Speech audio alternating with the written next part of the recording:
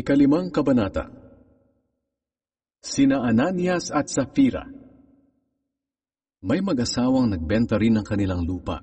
Ang pangalan ng lalaki ay Ananias, at ang babae naman ay Safira. Pero binawasan ni Ananias ang pinagbilhan ng kanilang lupa, at pumayag naman ang kanyang asawa. Pagkatapos, ibinigay niya ang natirang pera sa mga apostol, at sinabi niyang iyon ang buong halaga ng lupa. Agad namang nagtanong si Pedro, Ananias, bakit ka nagpalinlang kay Satanas? Nagsisinungaling ka sa banal na espiritu dahil binawasan mo ang pinagbilhan ng lupa ninyo. Hindi ba't ikaw ang may-ari ng lupang iyon bago mo ibinenta? At nang maibenta na, hindi ba't nasa iyo ang pagpapasya kung ano ang gagawin mo sa pera? Bakit mo pa nagawa ang ganito? Nagsinungaling ka hindi lang sa tao, kundi lalong-lalo na sa Diyos. Pagkarinig noon ni Ananias, natumba siya at namatay.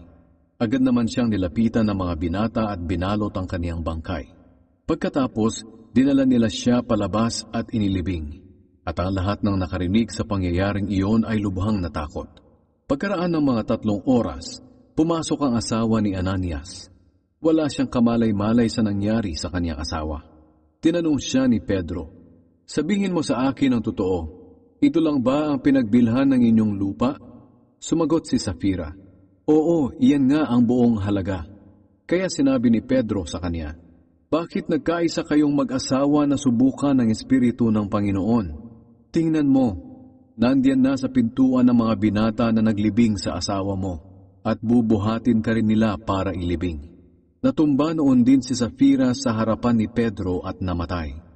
Pagpasok ng mga binata, nakita nilang patay na si Safira, kaya binuhat nila siya palabas at inilibing sa tabi ng kanyang asawa.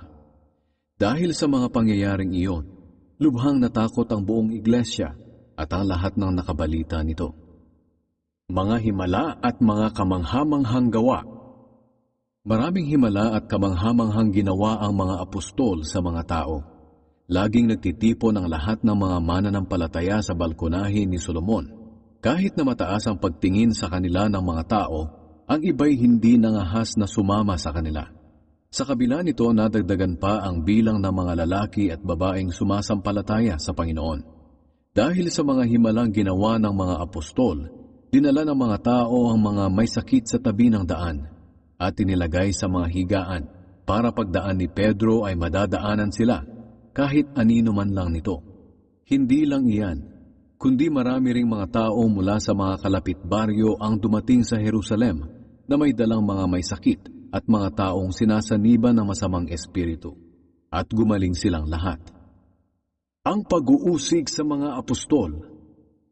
Labis na nainggit ang punong pari at ang mga kasama niyang miyembro ng grupong Saduceo, kaya dinakip nila ang mga apostol at ikinulong. Pero kinagabihan, binuksan ng anghel ng Panginoon ang pintuan ng bilangguan at pinalabas sila. Sinabi ng anghel sa kanila, pumunta kayo sa templo at turuan ninyo ang mga tao tungkol sa bagong buhay na ibinibigay ng Diyos. Sinunod nila ang sinabi ng anghel. Pagsikat ng araw, pumasok sila sa templo at nagturo sa mga tao. Ipinatawag ng punong pari at ng kanyang mga kasamahan ang lahat ng pinuno ng mga Hudyo para magpulong ang buong korte ng mga Hudyo. May mga inutusan din silang pumunta sa bilangguan para kunin ang mga apostol at dalhin sa kanila.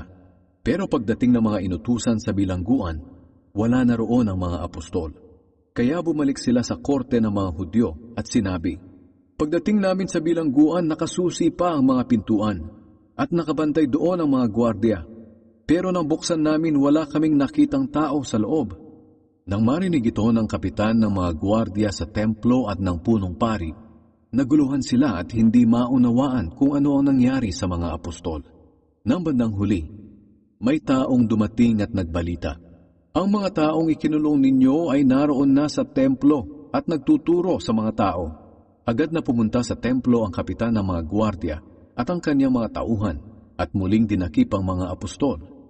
Pero hindi nila sila pinwersa dahil natatakot sila na baka batuhin sila ng mga tao. Dinala nila ang mga apostol doon sa korte ng mga Hudyo. Sinabi ng punong pari sa kanila, hindi ba't pinagbawalan na namin kayong mangaral tungkol kay Jesus? Pero tingnan ninyo ang inyong ginawa. Kumalat na ang inyong aral sa buong Jerusalem, at kami pa ang pinagbibintangan ninyong pumatay sa kanya? Sumagot si Pedro at ang kanyang mga kasama.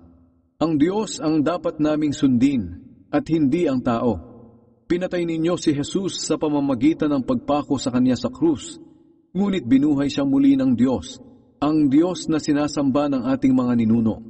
Itinaas ng Diyos si Jesus at naroon na siya sa kanyang kanan bilang pinuno at tagapagligtas para tayong mga Hudyo ay mabigyan ng pagkakataon na magsisi at sa gayoy mapatawad ang ating mga kasalanan.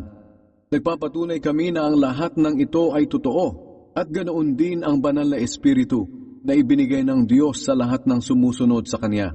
Nang marinig ito ng mga miyembro ng korte, galit na galit sila at gusto nilang patayin ang mga apostol.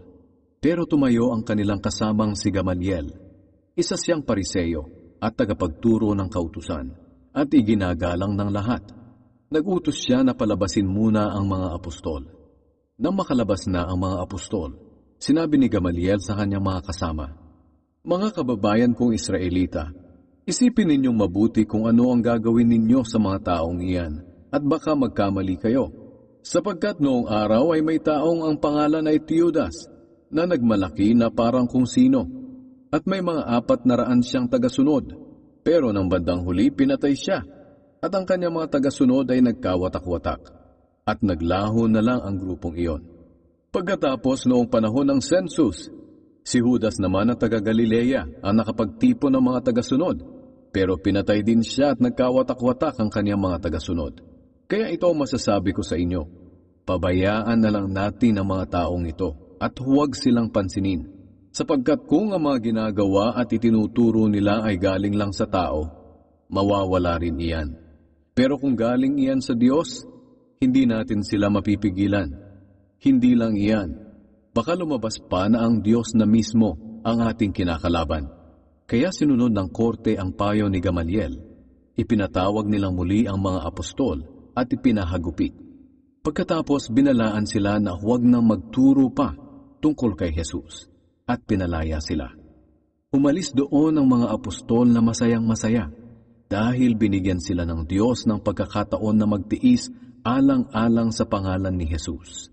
Araw-araw ay pumupunta sila sa templo at sa mga bahay-bahay. Patuloy ang kanilang pagtuturo at pangangaral ng magandang balita na si Jesus ang Kristo.